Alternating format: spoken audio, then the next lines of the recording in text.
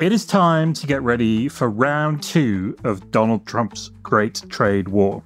You probably remember the chaos and confusion the president unleashed on April 2nd. He called it Liberation Day, and the screeching U-turn he performed a week later when he delayed many of those reciprocal tariffs on other countries by 90 days. Since then, we've been in a kind of weird standoff where the United States and its major trading partners circle each other warily, but without much visible progress on the deals that Trump has promised. Now the clock is once again running down to July the 8th. That's the day when, barring another delay, Trump's reciprocal tariffs will go into effect.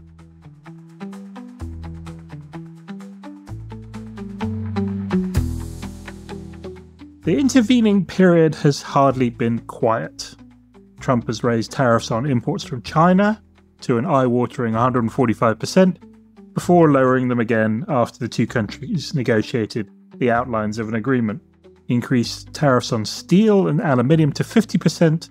He formally launched investigations which could lead to tariffs on products such as semiconductors and pharmaceuticals, and he struck the outlines of a trade deal with the United Kingdom. All this time, the United States has been collecting an across-the-board tariff of 10% on most US imports, lifting the average levy on trade to its highest level in decades. So what happens now? It's possible that Trump will once again, as the popular internet meme predicts, chicken out. That seems to be the consensus in financial markets, which have been behaving as if the trade war is effectively over. But we also know that Trump and other members of his administration are really fond of tariffs.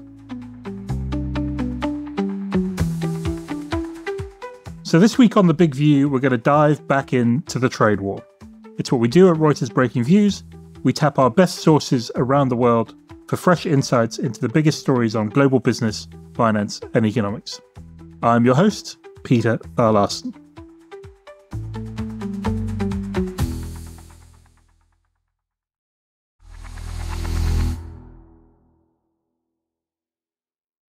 To help us make sense of this, I'm delighted to welcome Richard Baldwin onto the show. Richard is Professor of International Economics at the IMD School of Management and the author of several books on trade and globalization, The Great Convergence, and The Globotics Upheaval. He gained first-hand experience of trade negotiations as a senior staff economist for the White House Council of Economic Advisors during the administration of President George Herbert Walker Bush. And a few weeks ago, the UK Centre for Economic Policy Research published his instant ebook, which has the title, The Great Trade Hack, How Trump's Trade War Fails and the World Moves On. Given the extremely unpredictable and fast-moving nature of this story, I should add, we recorded this conversation on June 25th. Richard Baldwin, welcome to The Big View. Thank you for having me. So, Richard, it's almost 3 months since we were all gathered around the television for the big Liberation Day reveal on April the 2nd. What do you think we've learned about Donald Trump's trade policy in the intervening period? Well, I think a couple things. One is it's truly a historic turning point. It was a shock and awe at the time, and people didn't quite realize what had happened. But he broke every trade promise America had ever made to anyone, anywhere, on purpose, violating all the rules, all the trade agreements that they signed, all the WTO commitments. So in some sense, it wasn't a trade war, it was a war on the trade system. And I think it's becoming increasingly clear that he views the trade system as victimizing America. And his whole approach is something that's completely different than we've seen even from him and certainly from the American administration. It's not a particular problem with a particular partner. It's everybody on everything. So that's really historic. I think that's the first thing we learned. The second is we learned that it was too much. Between April 2nd and April 9th, the stock markets were falling to pieces. The bond market looked like it might blow up. The dollar was falling. And when he suspended it, it all went back to normal, or at least very quickly. So that was the other thing, is that although it was historic, it was probably the wrong thing, and the markets woke him up to that immediately.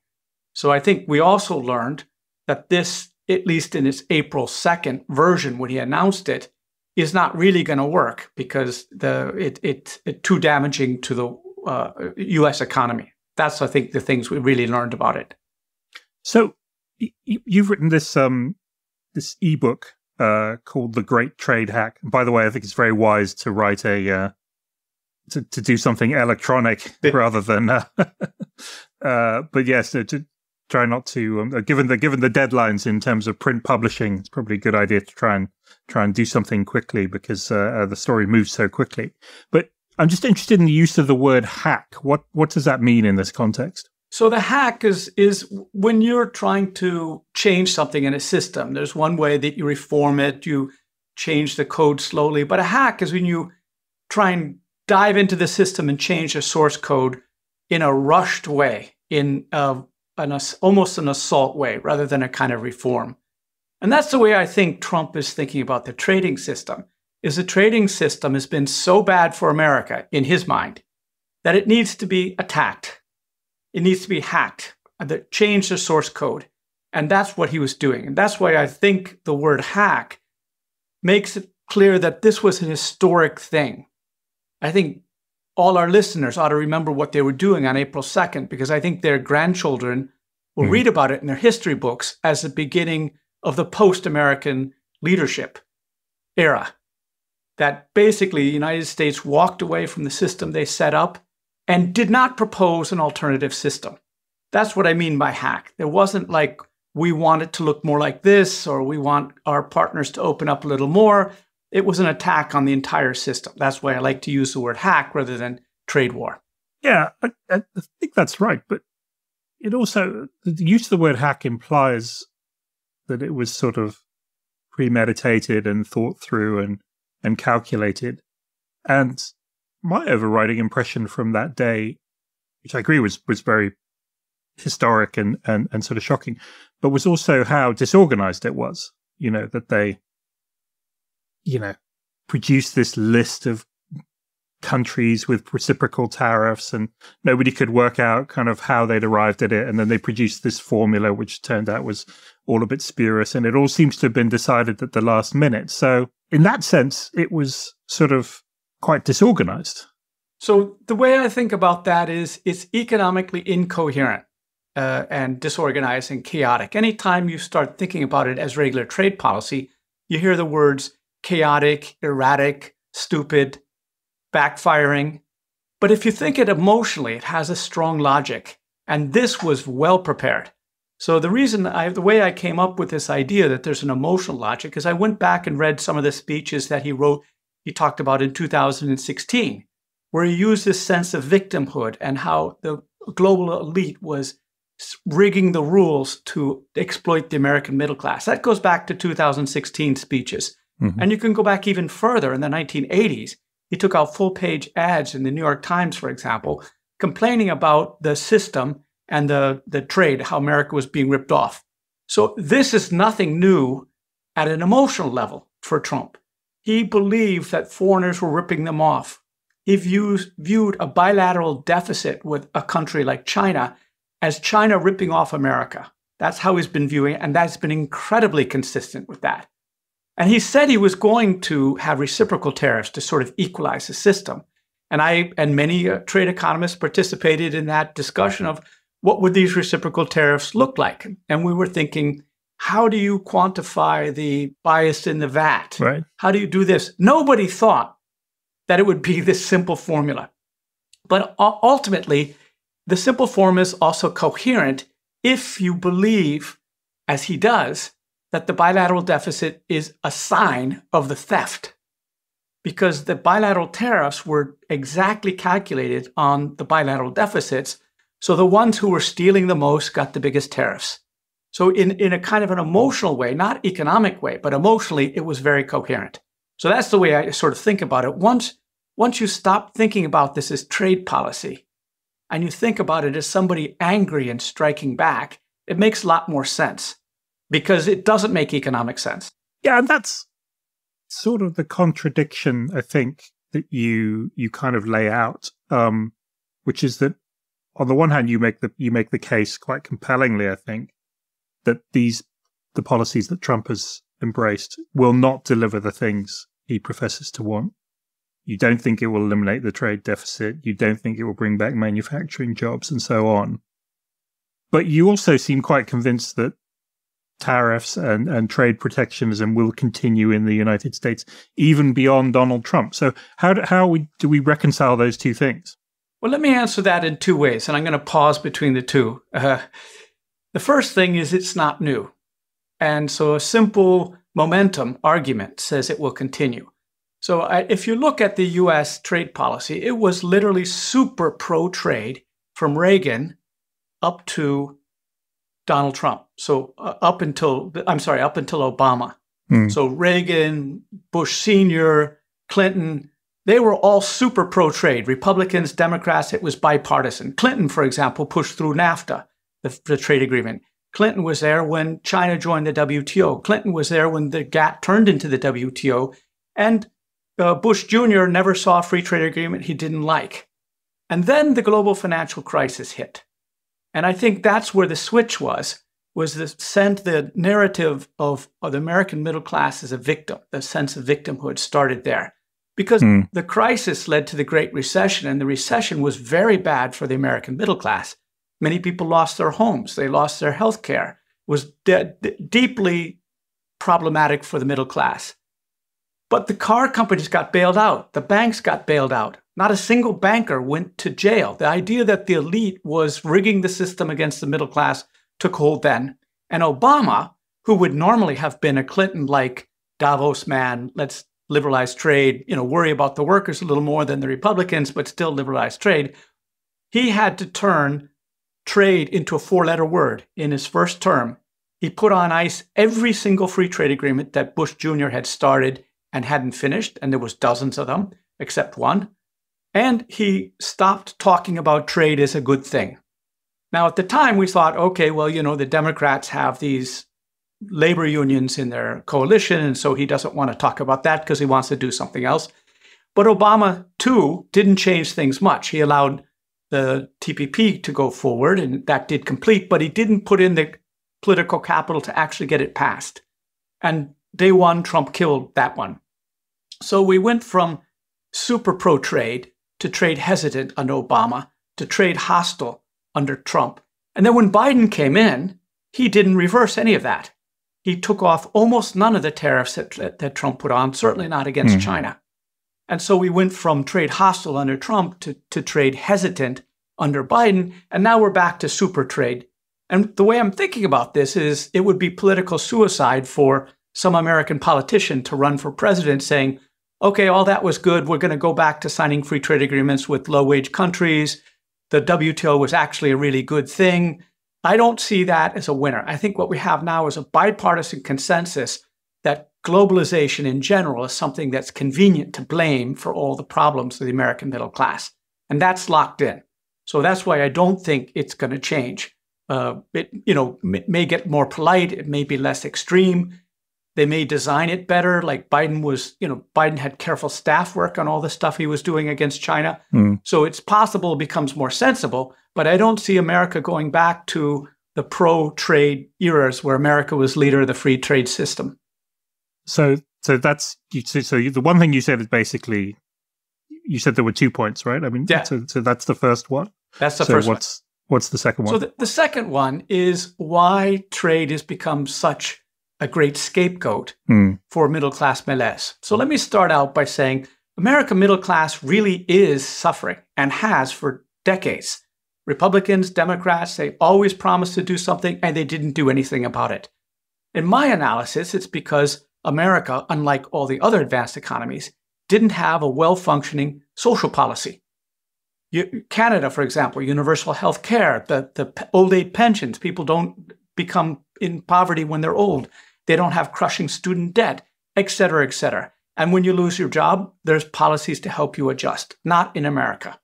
So these shocks that happened everywhere, globalization and automation in the 90s and 2000s and 10s, that led to a deep, lingering malaise in the United States that kept going through the Democrats and the Republicans. Because to fix that, you'd need a social policy. And to do that, you'd have to raise taxes and have a bigger government. And in the United States right now, there is a uniform political consensus with very few outliers that low taxes are good. And if you're going to have low taxes and a huge military and a huge debt, there's no room for universal health care or free university or the things that people in the rest of the advanced economies are used to. So since the real cure to this middle-class malaise is off the table, they find a convenient scapegoat, which is globalization. And the narrative on the left and the right is that globalization is to blame for this. Some people blame trade, some people blame immigration, some people blame foreign capital, but it's the foreigner's problem. So in my mind, anti-trade, or trade hesitancy at the very least, is a placebo instead of real medicine, which is politically impossible. Now, since that medicine they're using will not fix the middle-class malaise, the origins of the protection will continue. You can even tell a story that it's kind of dialed up over time. So Obama 1 was not anti-trade, it just wasn't advancing trade, didn't really want to talk about it. And now we have Trump who's actually attacking the whole system as if everything was wrong. And when that doesn't work, who knows where they're going to go next. But in any case, I think it's possible that it's going to continue becoming at least trade hesitant, maybe more trade hostile as we go forward. So I just see America as having higher trade barriers on imports, higher trade barriers on exports, and America just becomes a more closed economy, and the rest of the world moves on. That's the way I'm thinking this is happening. And the political economy inside the United States, there's no self-adjusting mechanisms that's going to lead the United States back to a more pro-free trade setting, in my view. I see. I really want to come back to the question about what happens in the rest of the world a bit later on. But just before we do that, more immediately, we're now limbering up to potentially do this all again in the next couple of weeks. The 90-day deadline expires at the end of July the 8th. And then you can argue about what that really means. You know, do you need to get everything done before July the 4th? Because that's the US will shut down for the July the 4th weekend. What's your, so the reciprocal tariffs could go back on. They could be delayed again. There could be deals. What's your best guess about what happens? Okay, so let me lay out a little bit of the basis of the argument I'm going to make, and that is the U.S. economy is in a fragile situation. Growth has slowed down. We had negative growth in the first quarter. We don't know yet, but doesn't look like the second quarter was negative, so we're not in a recession, but we're not far from a recession. And many people who do these calculations is a great big kick in the gut, like huge tariffs, could push the United States into recession. And regardless of the slowdown is absolutely clear. We're on sort of stall speed, so to speak. The second thing is inflation is up. Now, how much that's due to tariffs and other things, but in any case, there's no doubt that we're above the 2% and going in the wrong direction. So a big increase in tariffs would definitely push inflation in the wrong direction and might kick the economy into recession at a time when the economy is probably getting ready to blame tariffs for this. Because one of the interesting things about Trump is this term, other like the last term, is he's admitted that tariffs lead to higher prices. You know, he says maybe people are going to have to pay $2 more for their dolls, and then maybe we'll have to suffer a little pain on the other side. So unlike the first term where he denied anything had any negative aspects of it, his fingerprints are all over this inflation and all over this recession. So because of that, I don't think he wants to kick the economy in the guts. So that's the first thing. I think there's a big economic incentive to not rock the boat, especially not right now. The second thing is this idea about the grievance and victimhood driving his policy rather than economics, I think is important in that what he has to do is look like he's standing up for the middle class. He has to look tough. He has to say outrageous things that outrage the elite. And then everybody goes, yeah, finally somebody's doing it. But then when he backs off, he looks wise. And he just simply claims that he's managed to get foreigners to do things that no other president managed to do exactly because I had this outrageous policy on it. So he looks there's a great satisfaction, an emotional satisfaction in seeing the world's elite screaming because of something he did, and then he looks wise when he backs off and negotiates with them. Now, the other interesting thing about him, since he's not announced any economic goals, there's no like, we want to reduce the trade deficit by this much, or we want to increase manufacturing by this much. There are no goals. So he can declare victory no matter what. And that's what he did, for example, with the UK. That was, it was a nothing deal. And he declared a big victory. And the same with China. In my view, China got the better of that exchange, but Trump declared this as the first guy who actually got China to do this, that, or the other thing. So that's what I think we're going to see. I think we're going to see him declaring victory and then going home, so to speak, like we used to talk about in Vietnam, declare victory and go home. So he's already hinted that. So a couple times he said, we already have the deals and I'm going to dictate what they get. So I think what he'll do is say, okay, we got these amazing concessions from all these countries and most of them are going to get 10%, except the European Union, who's been relatively nasty to us, and they're going to get something, 15, 30, who knows what. So I think that's he can only choose to hit a small number of countries without giving a gut punch to the economy, which he doesn't want to do. So I think we'll have a combination of extending the deadlines because we're in the middle of negotiations, declaring victory, and then going home. And therefore, I do not think that we're going to get a big snapback on July 9th or whenever it is. That's my speculation. Yep. Okay. Yeah, we'll maybe leave the Vietnam analogy to one side. But although it was an interesting thought experiment there. But I just want to run this by you. There is this view, which you hear sort of in the market, which is that Trump has already won. I mean, we're already in a situation where the US is collecting 10% tariffs on pretty much, a large chunk of imports from the rest of the world. And the tariff on China is, I lose track exactly where it is on any given day. I think it's about 50%. And so even if we just stopped there and didn't do anything else, that would be a huge increase in tariffs and trade barriers. And if he stopped there, everyone will breathe a sigh of relief and say, oh, it's not as bad as we thought. But in the meantime, he's brought about a big increase in tariffs. So how do you think about that as a possible outcome? Sure. So I think that is going to be the outcome. I think that the U.S. won't change the tariffs on China, and the numbers I see is like on average something like 55% because of the 25% he put in his first term, the 20% for the fentanyl, and then the 10% for the last deal he did in May 12th. So.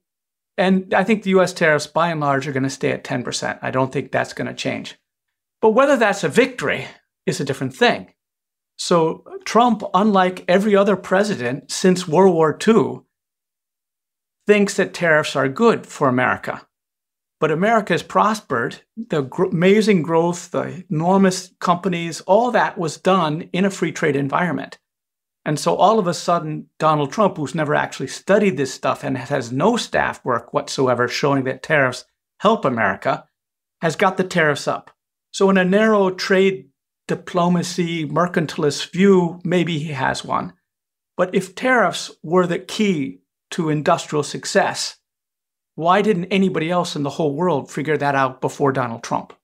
So I don't think that these tariffs are going to be good for America. I think it'll make America a little poorer. By the way, America is already quite a closed economy. Something like 10% of the GDP is imports. So it's not that big of a deal. If you put 10% on 10%, it's only 1%. So it's relatively small deal for the U.S. economy. I think the U.S. economy will continue to thrive.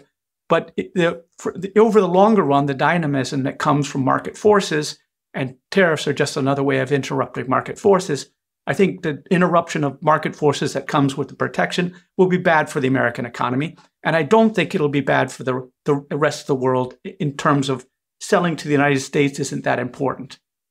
One kind of interesting fact is that except for Canada and Mexico, very few countries sell more than 20% of their exports to the United States. because the United States is not a very big player in the world of trade. It accounts for less big player in the world of trade. It accounts for less than 15% of all world trade. The other 85% hasn't engaged in this whole tariff stuff. So for most of the world, it's not a big deal. For the United States, there's going to be barriers coming in, barriers going out. It'll just be a little bit more closed economy, and things will go on.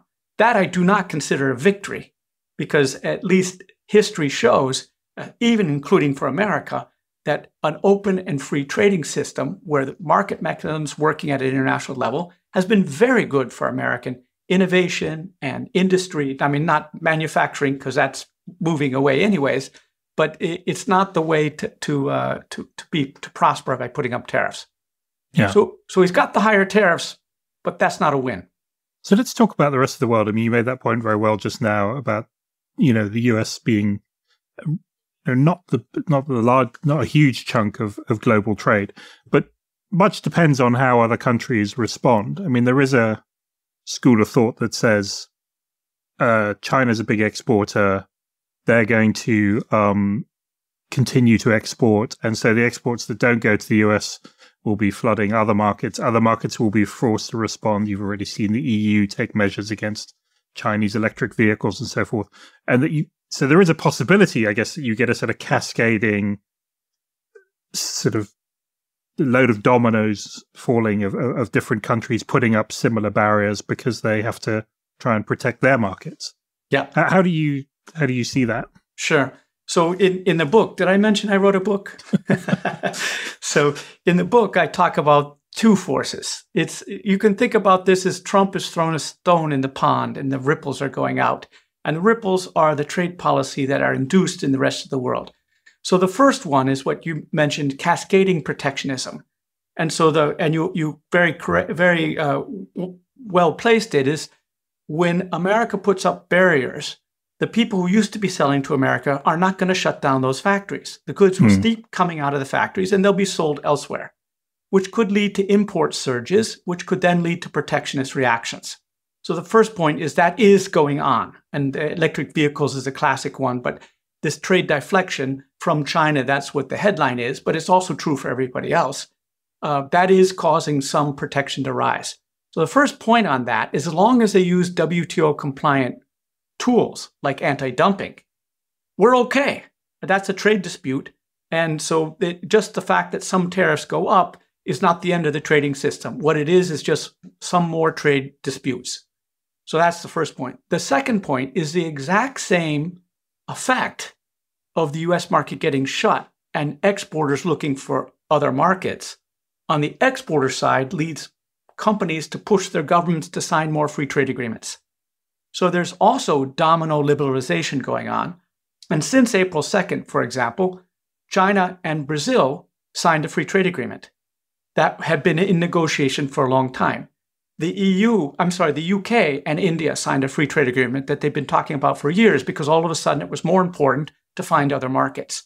And the UK finally acceded to the Trans-Pacific Partnership thing. It was long in the pipeline, but it got over the limit because people were really looking for alternative markets. So there's this trade deflection, as they call it. Instead of the US, it goes somewhere else. On the import side, it can lead to more protectionism, but on the exporter side, it can lead to more liberalization. And I think we'll see a bit more of that. Now, as long as that goes on under WTO rules, and lots of new protection, new liberalization can happen under WTO rules, as long as the other 85% of the trade respects the WTO rules, we're okay. It's just another bump in the trade road rather than a destruction of the system. So that's how I see this going. But that said, there are scenarios where this thing spins out of control and goes into the 1930s. So there's two big triggers. The first is that the US is trying to get countries like the UK to strip China out of their supply chain. So as part of the US deal, it's anti-China. And China has announced that they are not going to put up with that and they're going to retaliate against it. So the idea that Trump's tariffs then lead third countries to start putting protection up against each other in higgly-piggly ways, that's the danger. And China is not going to sit back if that happens. So although you will have noticed that they got this new excellent trade tool called rare earth magnets, where they can turn people on and off in a very fine way, sale by sale, company by company, product by product. So China now has an excellent tool to punish people who do anti-Chinese things. So I think they're going to use that, which is borderline WTO compliant. They're going to use that to prevent this kind of 1930s coming around. So I'm an optimist, but you can definitely see how the protectionists would spread. And that, of course, is what happened in the 1930s when there were no rules. Countries started protecting. It was the US who started it back then with the Smoot-Hawley tariff. And it spread around the world, and countries went into trade blocs and they started putting up protection against each other. So that's a possible outcome. I don't think it's very likely, but it's not impossible. Just going back to that idea of the hack, you mentioned sort of the US trying to put things into agreements that it does with countries to keep them from kind of having stronger ties with China. There is also this argument, a little bit technical, but that basically the US is trying to subvert the most favored nation principle, right? The idea that if you offer a sort of a kind of a trade agreement with one country, you have to then make those terms available to everybody else. Do you see that as a big risk to the global trading system, that the US will try to sort of insert these clauses into agreements, which will then make it harder for the rest of the system to stay in one place? Right. So let me just say, subvert is the wrong verb. Destroy is what he's interested in. Trump has repeatedly said that this non-discrimination, most favored nation, is a rule agreed by traitorous globalist elite to undermine America's power. So he's a really big believer in great power politics. He wants to go back, to the 1800s. And MFN, which is basically non-discrimination, completely defangs the most powerful. So he wants to destroy it. But one of the interesting things is Trump has never shown much interest in the trade policy between third parties. So, for example, when the UK signs a free trade agreement with the Pacific nations, that harms American exporters because it puts them at a disadvantage. And he has not said anything about that. And so it seems like he's really focusing on bilateral, and he's destroyed MFN, non-discrimination, as far as the United States has done on purpose. But I'm not sure that he really cares what other countries are doing. And he hasn't shown an enormous amount of interest in that.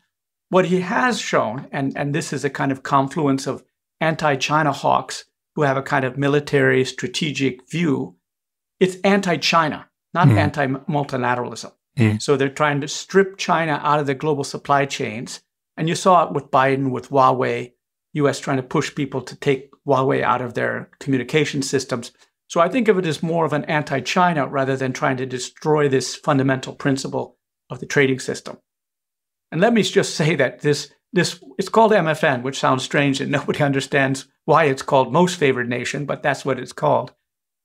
That's Article 1 of the trade system. That is the first principle. And so non-discrimination is not a minor thing. It's the foundation of the whole thing.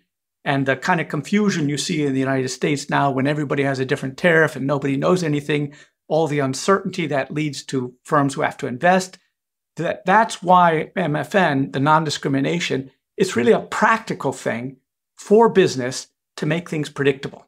That's really the core of it. And that's why, it's not a minor issue when it gets destroyed for the United States. But I don't think he's trying to destroy it worldwide. He's just trying to be anti-China. Yeah. So what then is left of the multilateral trading system in that, in your view? I guess if the US is withdrawn from that, do you see other countries, China, other blocs emerging as leaders in that system? Do you sort of see it kind of being able to hold together, or are we destined for a world where it just becomes a bit more messy and a bit more fractious? So let me answer that in two ways. You made an assertion that what's left of the system, or a question, and then you say who's going to be the leader. Let me separate those. Yeah. So the first thing to point out is that WTO rules are shopped through the world commerce in ways that many people don't quite understand. So the WTO rules are part of national law in almost every single country in the world. So, for example, this non-discrimination, that's in the laws of almost every and all the major trading nations. That's their tariff regime because of their laws. And if they deviate from that, they justify it by things like anti-dumping or anti-subsidy. They go through a process. So the WTO's success is that the legal systems of all the major trading nations have the basic WTO rules in them.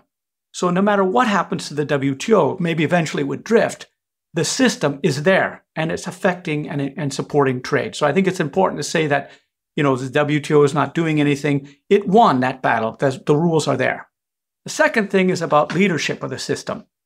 And here I have what I like to call leadership herds. So I think the US has permanently stepped down from leadership of the world trading system, certainly the WTO.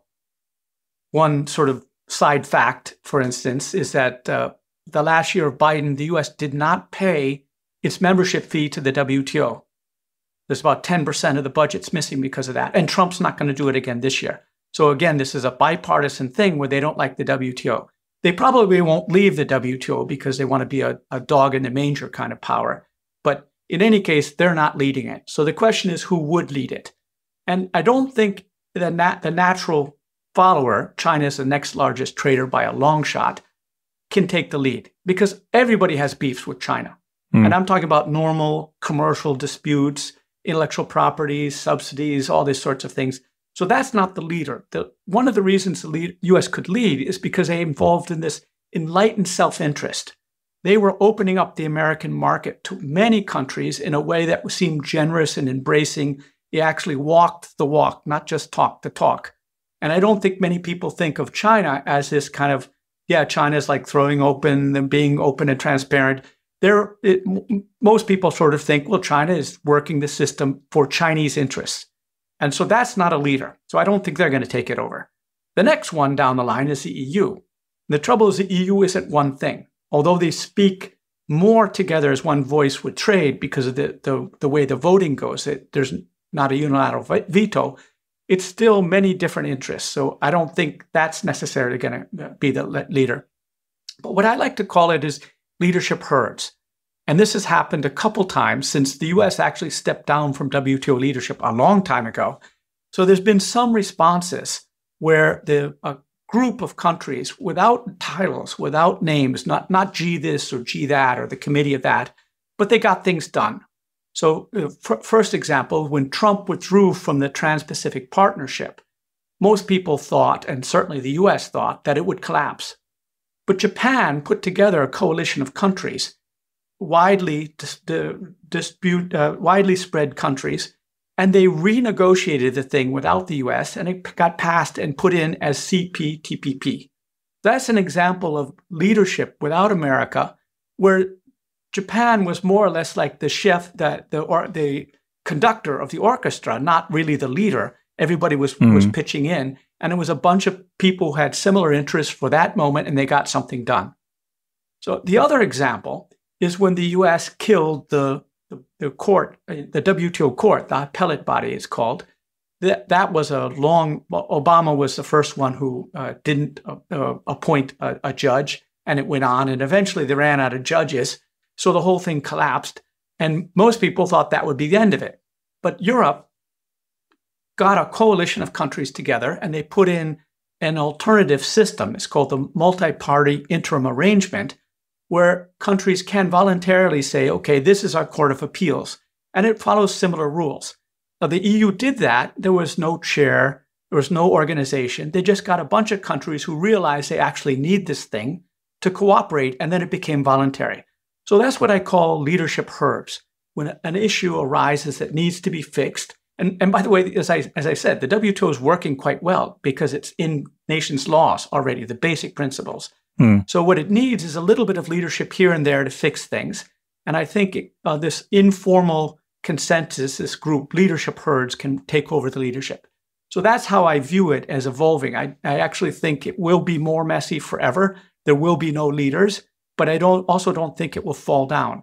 and we're already seeing progress in things like the digital commerce agreements, and we made progress in fisheries. And so there's a number of things going ahead, but in ways that don't look like a standard international relations, who's the leader of this group. Fascinating. Well, that's probably a good and somewhat hopeful note on which to end, Richard. And we'll bear that in mind as we confront whatever Donald Trump unleashes over the next few weeks. Thank you so much for your time. This was a really fascinating discussion, and look forward to seeing how it evolves. Thank you for having me, Peter. It's been a pleasure.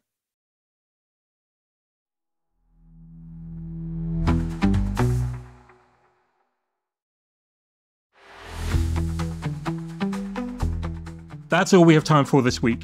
Thanks to Richard for that fascinating discussion. And as always, thanks to you for tuning in. This podcast was produced by Oliver Taslich in London. You can listen to a new episode of The Big View every Tuesday on the Reuters app or your favourite platform. Don't forget to check out our sister podcast, Viewsroom, a lively conversation between Reuters Breaking Views columnists every Thursday, as well as the other great podcasts from the Reuters team, Reuters World News and Reuters Econ World.